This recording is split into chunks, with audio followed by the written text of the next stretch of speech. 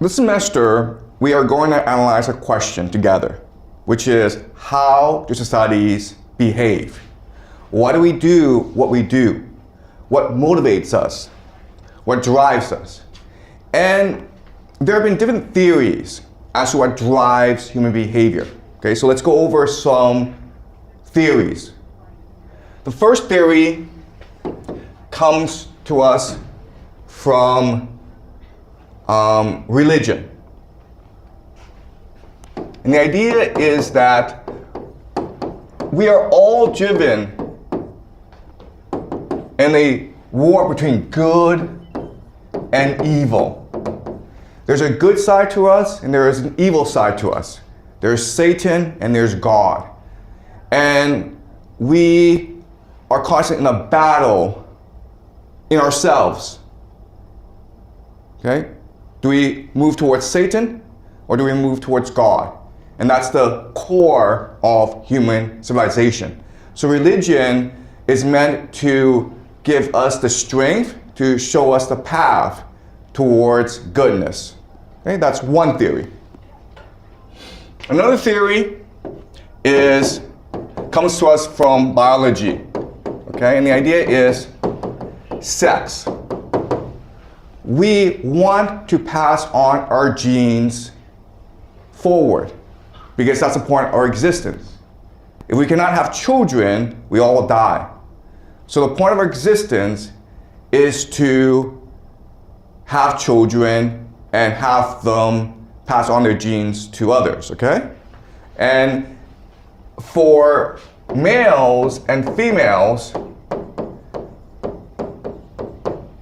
life is different because as a man, you have a penis.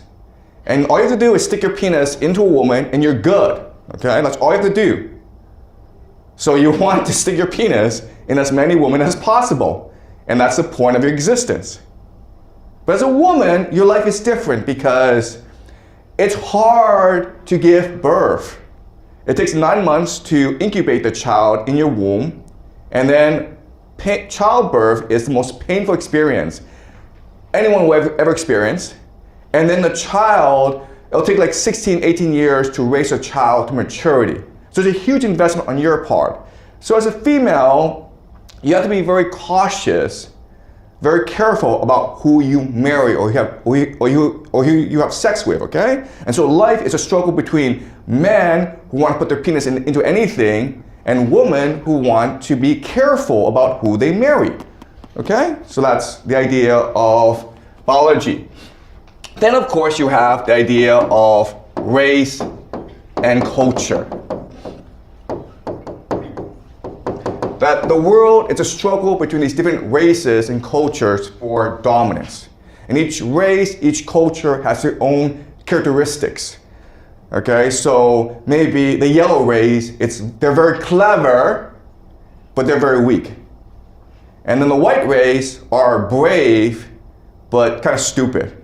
And the black people, anyway, that's another theory. I'm not saying it's correct, I'm just saying it's a theory that people believe in. Then you have economics, right? And what they believe is that we are driven by money or self-interest. We want to make as much money as possible, and that's what drives us, okay? That's pretty simple. And the last big theory is the idea of liberalism. That comes from the Enlightenment.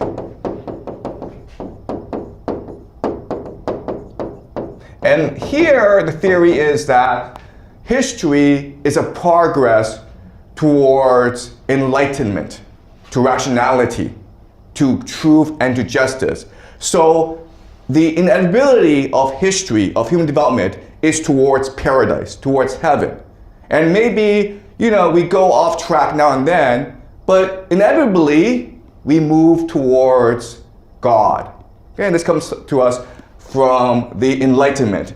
We call this liberalism. Okay, so these are 5 theories. There are others, but these are 5 theories that show you the diversity, the variety of ideas out there.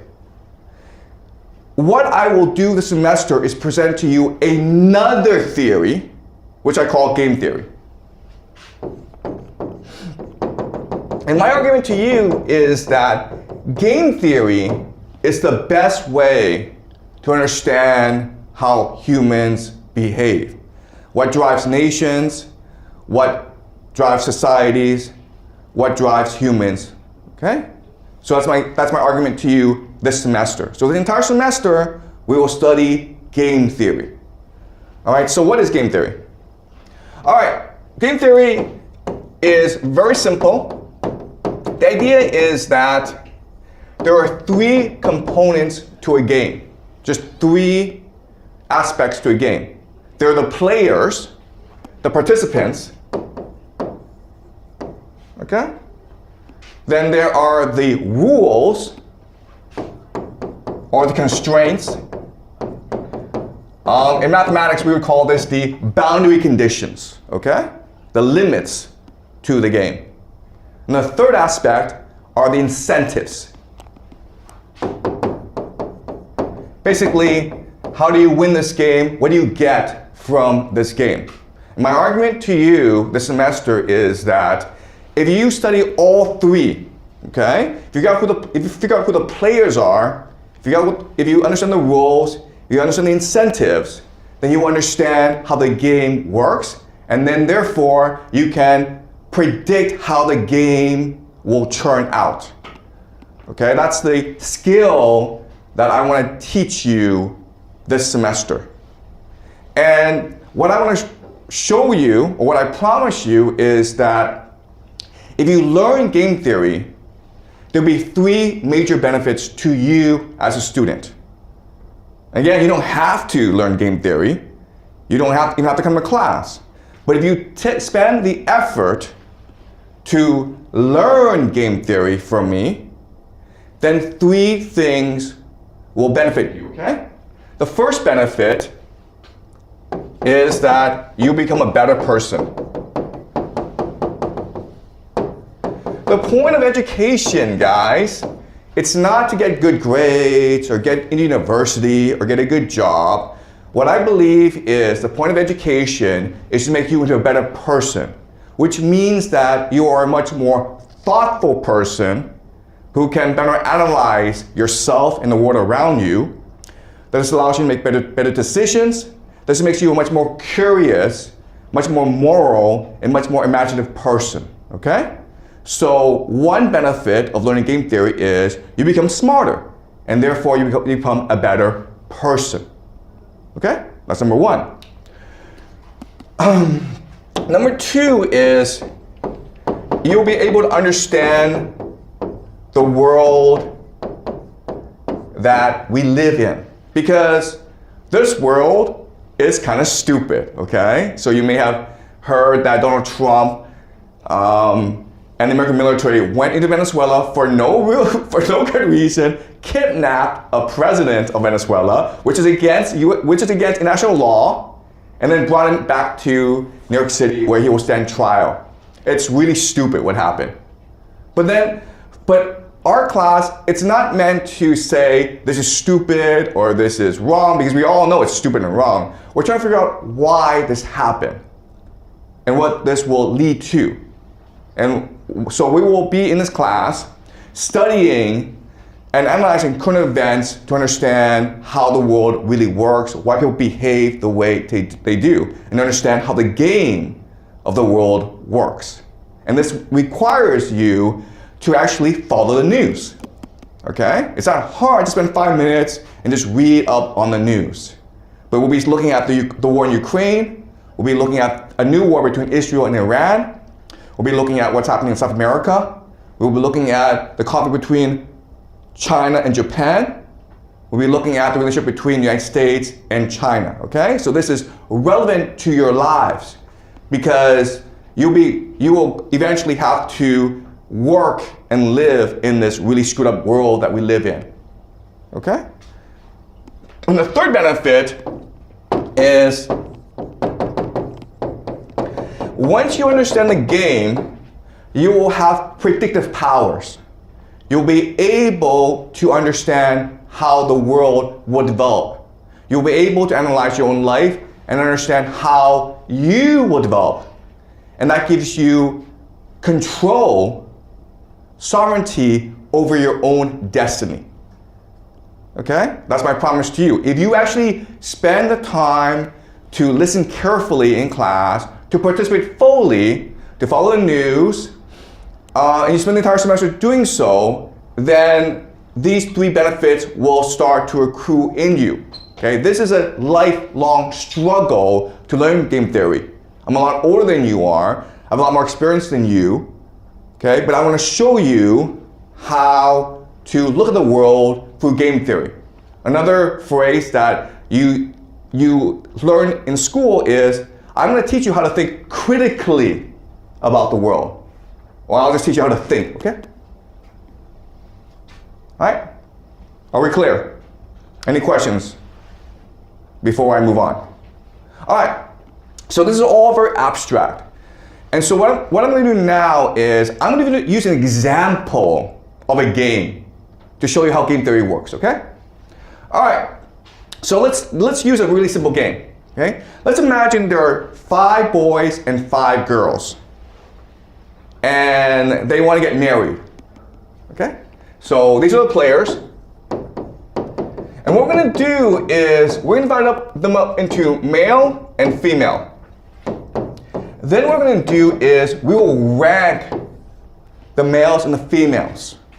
Okay, so we're going to rank 10 players into 5, 4, 3, 2, 1. 5, 4, 3, 2, 1, okay? And so how do we rank them? Well, we rank them according to their attractiveness using 3 criteria. The first is genes, the second is wealth, and the third is status. Okay, so genes is very simple. It means that you're good looking, it means you're tall, it means you're healthy, you will live a long time, okay? Genes is pretty simple to understand. Wealth just means that you or your family have a lot of money. Status means that you have a lot of friends, you have a high status job, you come from a really powerful family, okay? So these are the 3 criteria that we can use to judge a person's attractiveness. And then what we can do is rank them from 5 to 1. 5 means really the best. 1 means the worst, okay? And we can rank all 10 according to these metrics. So, according to biology, what we call evolutionary biology or evolution psychology, we're always trying to find the best genes to procreate because this ensures that our genes pass on. Okay? So, remember that men have a penis, which they can stick into anything. Women have to give birth, so their strategies are different, okay? So basically, number 5 is trying to have sex with all 5 women, right? That's his strategy. But female number 5 wants to ensure that she only gets 5. Okay? So these are different strategies. And according to evolutionary psychology, all 5 of these females should try to procreate with number 5, okay? But we know you can't do this. It's suicidal. Why is it suicidal? Because the human race couldn't survive, right?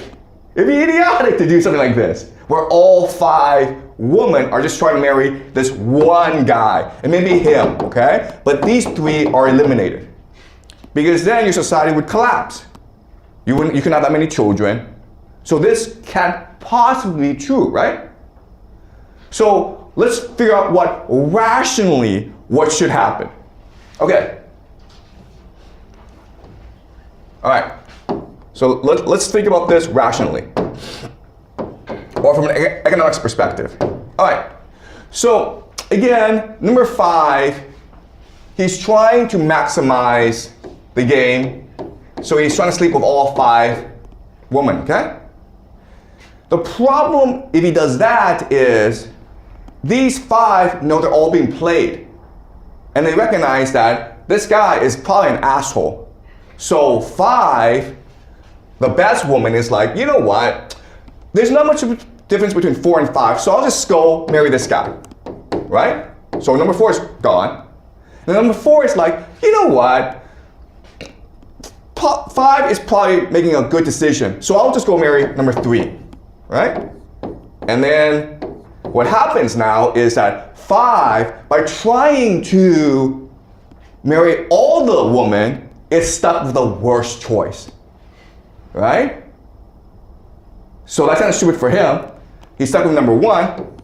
But guess what? If any of these guys try this crap, the same thing happens to him, where 4 is like, you know what, I can't get 5, but I'll try to get 4 and 3 together. And then 3 is like, screw you, I'm gonna go and marry 2, 4 is gonna marry 3, okay? Then he's stuck with 1 as well, or he's just alone. So if they try to individually maximize their outcome, they all get screwed in the end. So the only way out of this is that they cooperate, okay? And the best way to cooperate is basically 5 is like, you know what, screw this, I'm not gonna go after 4 or 3, I'll just have number 5, okay? Right? 4 is like, yeah, I'll just go marry 4. No dating, no games, I'll just go marry 4. And 3 marries 3, 2 marries 2, and 1 marries 1, okay? And the world now is perfect. Everyone has a husband and a wife, and they can now just have children, and the world is perfect. And this is actually the best strategy for all the players, right? We call this, the word in game theory we use for this is called the Nash equilibrium.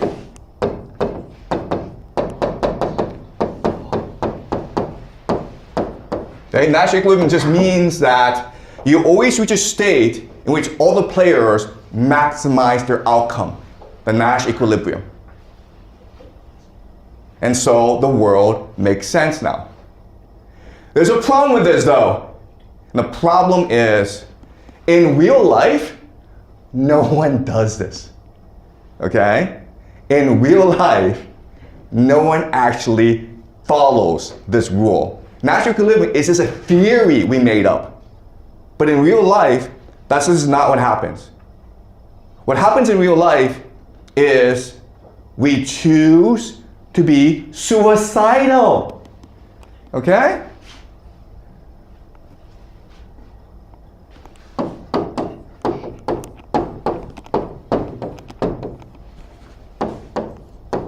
So let me tell you about a game I played. So last year I was teaching this class and I asked the boys and I asked the girls, pretend you are now 30 years old, right? Your parents are pestering you to get married and you've been on the dating market for 10 years.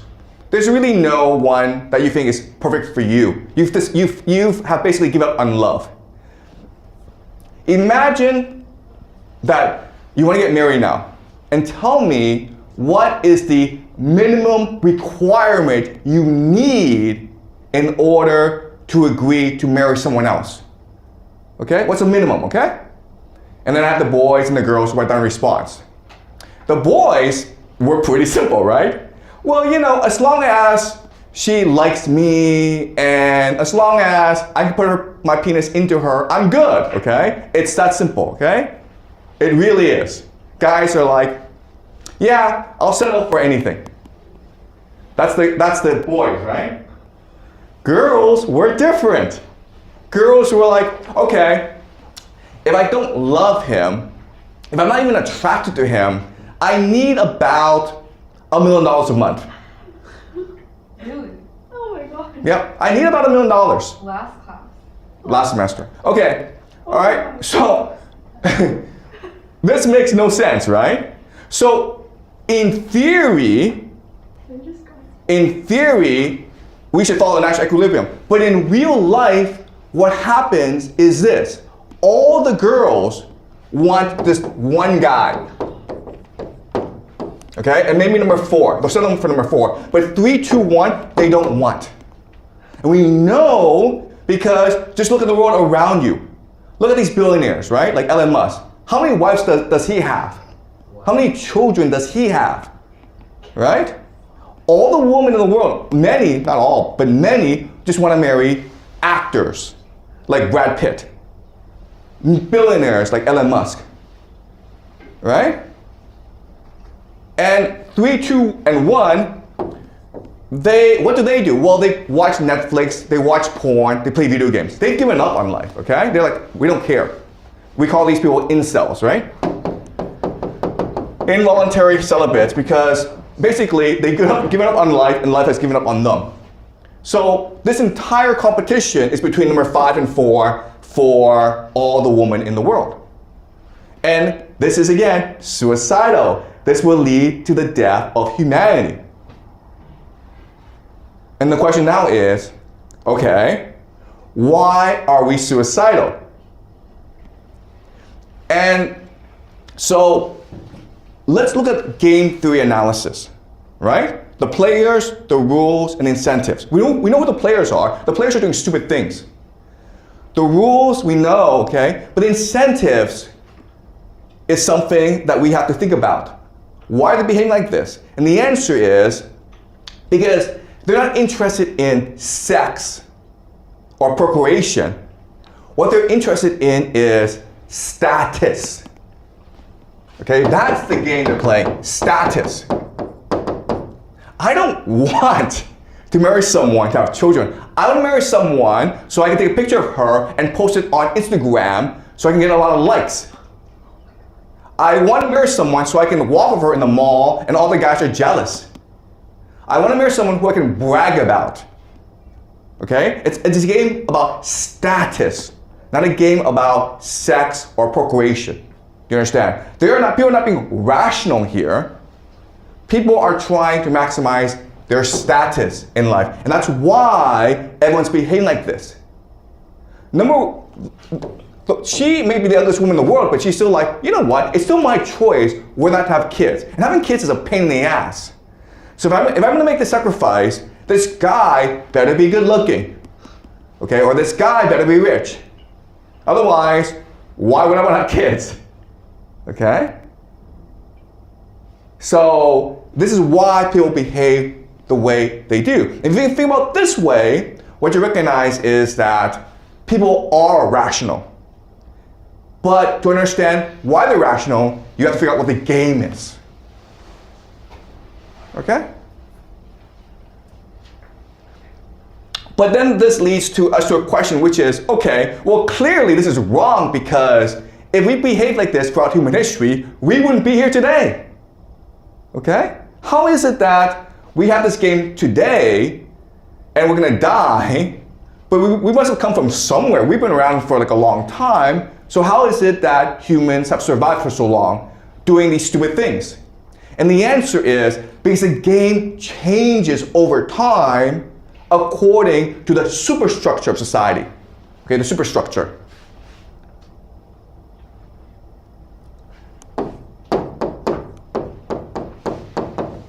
The superstructure is what determines the nature of the game. Superstructure, just think about the big picture, right? How many people are there? Is society wealthy or poor? Are there enemies to this society? Okay, this is the superstructure, the big picture, demographics, economics, culture, politics, religion.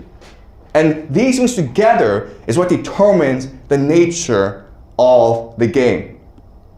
All right, so let's look at 3 examples of superstructure. All right. Example 1 is you have a low population society. Okay, low population is like maybe 200 people, okay? A village, basically. They are poor and low technology. Low technology means they don't have access to clean water. They don't know what hygiene is. They don't understand what germs are. So it's very easy for a woman to die in childbirth. Okay? And low competition. Low competition just means that there are no competing villages against them. Okay, so that's one kind of superstructure. the earliest superstructure of human society, okay? Then you have maybe growing population, okay? So we're talking like maybe 10,000 people, 20,000 people. They are now growing in wealth, growing wealth. They have some technology, meaning they have access to clean water, and they have high competition, okay?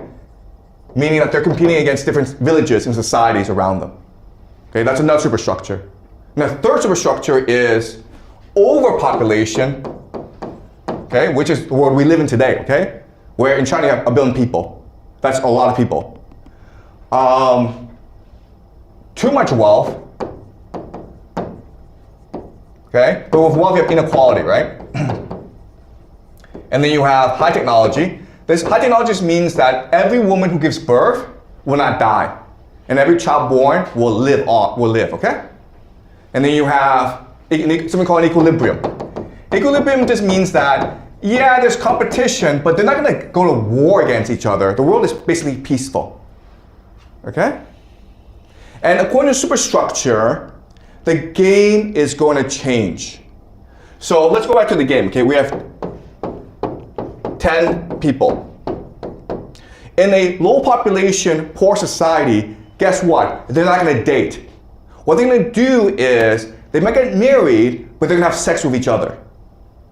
Why? Because as a woman, the only way to ensure that your child survives is if all the men in the village want to protect and nurture the child.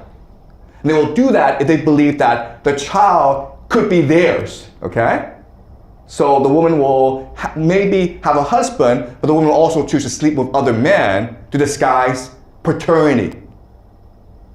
Does it make sense? So there's no dating, there's just lots and lots of sex in order to maintain social cohesion, okay? Now, in a superstructure number 2, there's no dating either.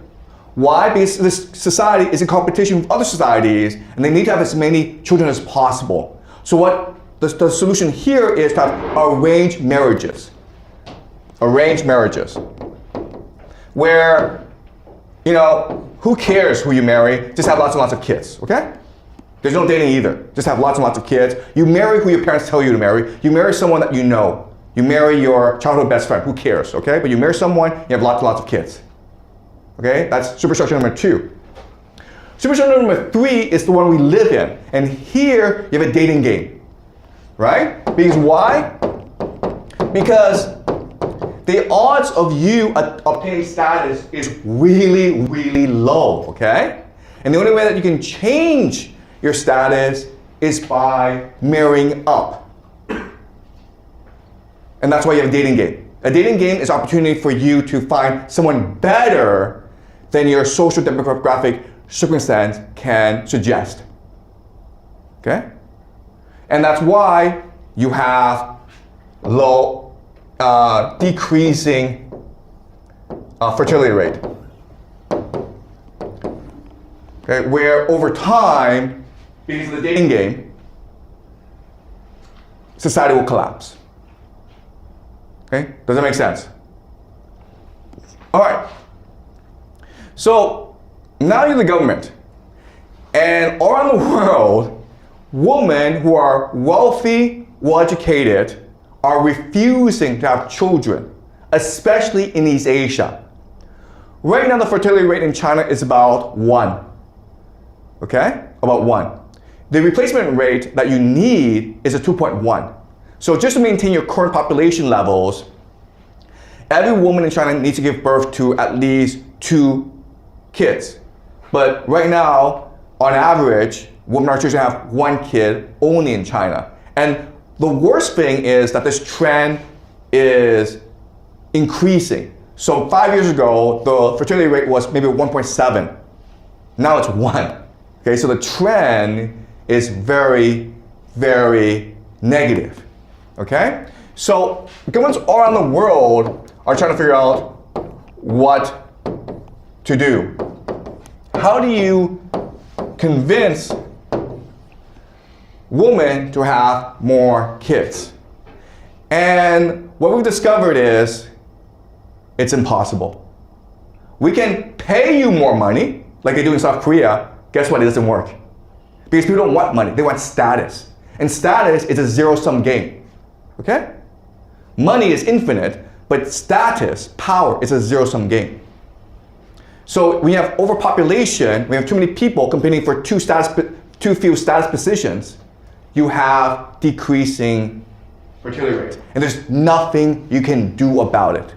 The moment you give women choice, they choose to improve their lives by marrying someone better. Okay? Not all, but most. And so over time, what happens is your society collapses.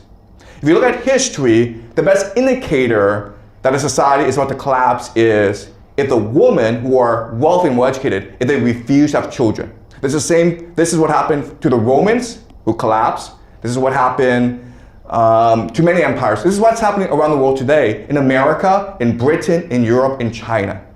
Okay? And this tells us that society is collapsing. So in other words, what this really is, okay, these superstructures, it tells us the life cycle of a civilization, right? So this is when civilization is young, then it matures, it grows, and then it collapses. Okay? And if you look at history, all civilizations go through this process of birth, maturation, and then collapse. And there's no way around it.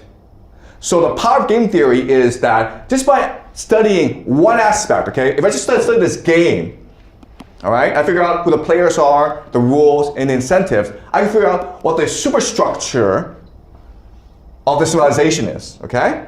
And then once I have these two, I can now figure out where it came from and where it's going. Okay? That's what I want to teach you in this class.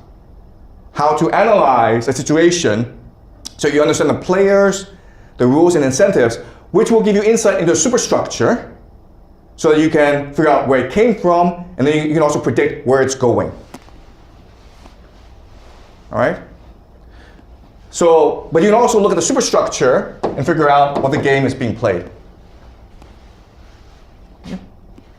Okay, so this is one example, but throughout the semester we'll be doing many different examples of game theory. Is this clear so far?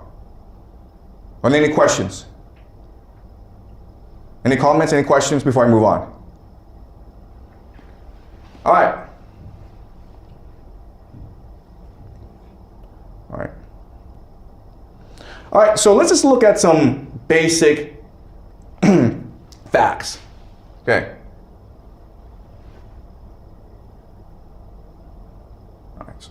All right, this is a map of the world, okay? As you can see, okay, so the color scheme is this. The red is where the population, the society has an above replacement fertility rate, okay, so above 2.1. If it's dark red, like here in the middle of Africa, it's 6 to 7, or 6 above, okay? And why is it that the case? Because Africa is in a situation where it is a growing society with middling tech, so a lot of people die, lots of competition, so to survive, families have to give birth to a lot of kids, okay? They have no choice in the matter. But then you move to the rest of the world, okay? So this is North America, Europe, and East Asia, the 3 wealthiest parts of the world. And guess what? The fertility rate is collapsing because now we've entered the end game where it is overpopulation, too much wealth, so too much inequality. And so women are forced to pick the best possible mate or not have children at all. All right? And here the situation is very, very dire. North America and Europe are kind of okay. Why? Because of immigration.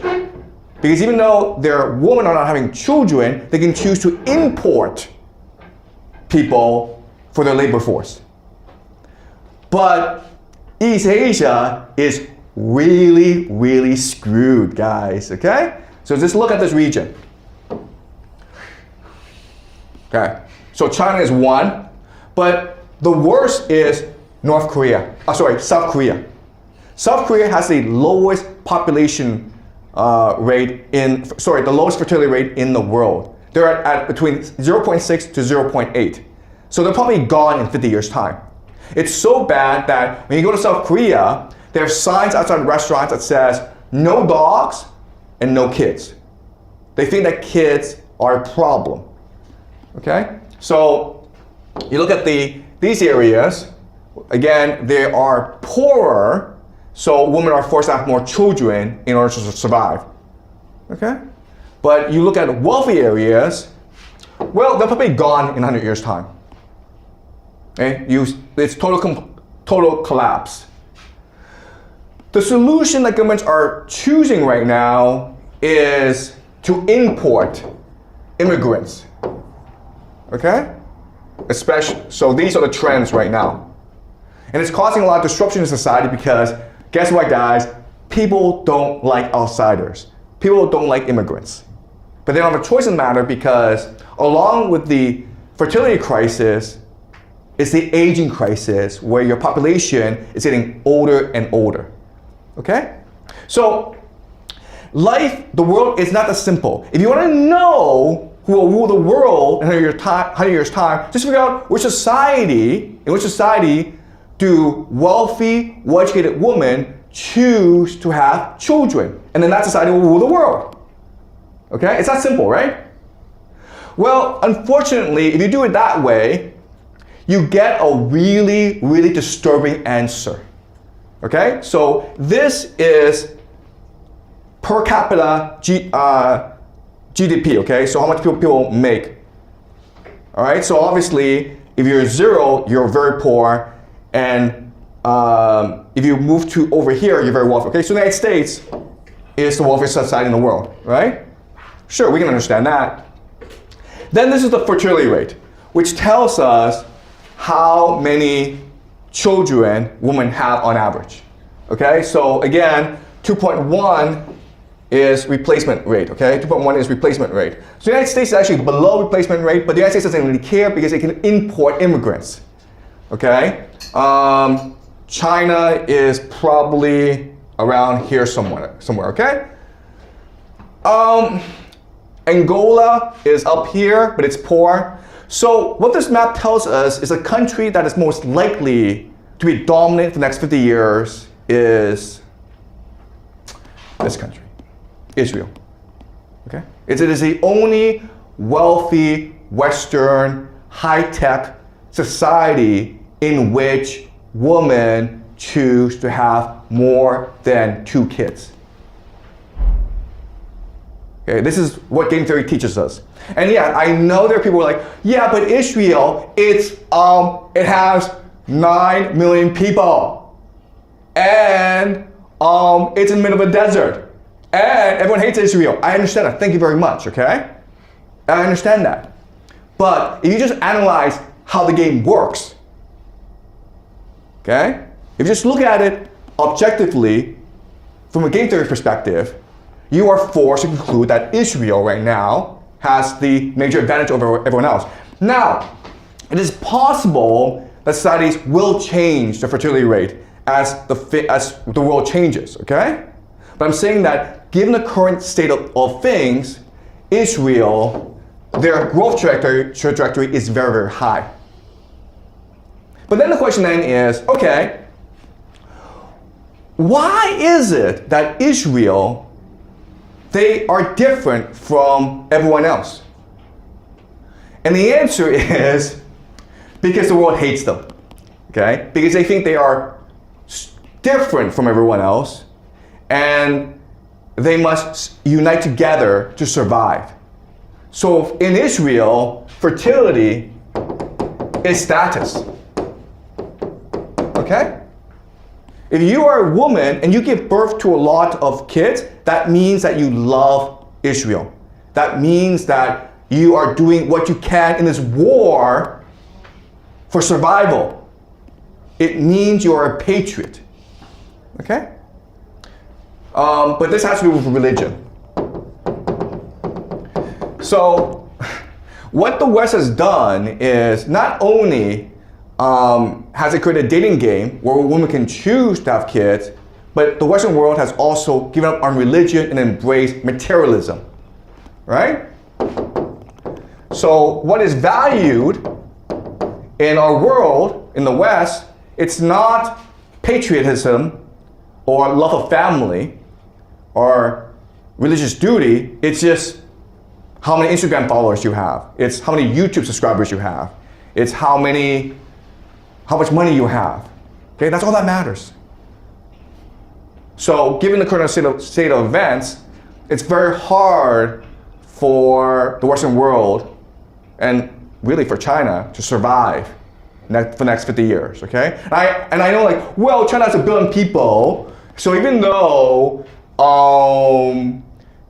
you know, we're only giving birth to 10 million kids a year, we'll still be around for a long, long time, okay? So at this rate, by 2100, China will be at a population of about 600 million. That's still a lot of people, man. Okay. Here's the problem though. Okay, this is South Korea. Okay, South Korea is like the worst case scenario. And for South Korea, this is actually the best case scenario where, okay, given current trends, and let's just pretend that nothing bad happens to South Korea. Well, by the year 2100, you'll have a situation like this where the vast majority of people are over 65 and you have no kids, okay? That is a zombie society where no one works and everyone just, I don't know, walks around the park every day. No one works, so the economy has collapsed. Okay, so look at this trend where we are now in here, okay, where the majority, it's still a working population, which is good, you need that for the economy, but by the time you hit 2040, okay, you've got this huge dependency and a creating population, okay? You guys see this, where we are? Okay, so we're at 2020, right, okay, all right, so it's still not too bad, but by the time you hit 2040, look at this. Okay, look at this, where you have absolutely no kids, and then you have lots and lots of retirees, okay? And then, by the time you hit 2060, oh my God, right? Your population, your working population has decreased by half, by 50%, all right? So, if things stay the same, if nothing happens, South Korea will be dead in, I don't know, by 2150, okay? Best case scenario. But what we know from history is that societies do not die naturally. Eventually, South Korea will be forced into wars, economic crises. So this trend will just increase. And so if North Korea got past 2080, I'd be very surprised. Okay? I'd be surprised by 2040, South Korea were to face collapse as a nation state. Okay? Because you need these people to work, but guess what? You also need them to fight wars. So if North Korea ever threatens South Korea, most of your adult population would be dead. Okay? So South Korea cannot fight a war now. The prospects for South Korea is utterly hopeless. There's nothing South Korea can do about this because South Korea is an extremely materialistic society where the only way to get ahead is by making a lot of money, okay? And if you're a middle-class person in South Korea, it makes no sense for you to have 3 kids. It makes sense for you to have 1 kid and put all your resources into this 1 kid in the hopes that he passes the college examination, gets into a good university, and then gets a good job at Samsung, which is the only company in South Korea, okay? Samsung. Right? So the situation is pretty dire in South Korea. All right. Okay, that's it for today. Any questions, guys, about what we've learned? Yeah. Okay. Big. Yeah. Just speaking on the mic, please. Oh, thanks. So for the last graph that we talked about Israel, and I've noticed that the Saudi Arabia that is also like at half not bad GDP per capita and fertility rate. So, but for Saudi Arabia, maybe I'm wrong. Like stereotypically, that they didn't receive much hate as Israel did. So why did they like at the similar position as Israel? Okay, that's actually a really good question. Okay, all right. So Saudi Arabia, as you can see from this map, it's a very wealthy society, and families have about 4 kids on average.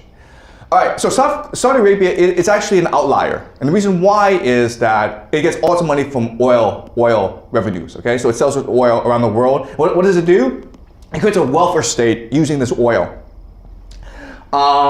So you're incentivized to have many children as possible because the government will pay for it. Free schooling, free healthcare, free housing, and then a guaranteed job. So it's basically like socialism. It's also a Muslim country, so you have this religious duty, imperative to have as many children as possible. Okay? But the problem with Saudi Arabia is the idea of human capital, where it is not really a modern society in which people are well educated and they're contributing to the economy. Okay? Saudi Arabia just gets all its money from oil, and that's it.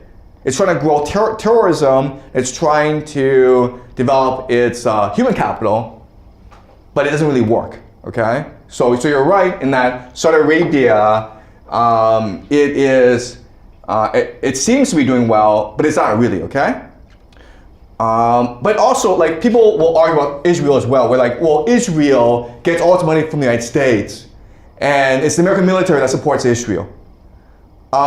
That's true to a certain extent, but I would argue that if you actually go to Israel, you will see that it's an open, dynamic society in which you're allowed to ask questions, in which you're allowed to criticize the government, in which you are given lots of opportunities for social mobility, okay? So Israel has democracy, it has innovation, okay?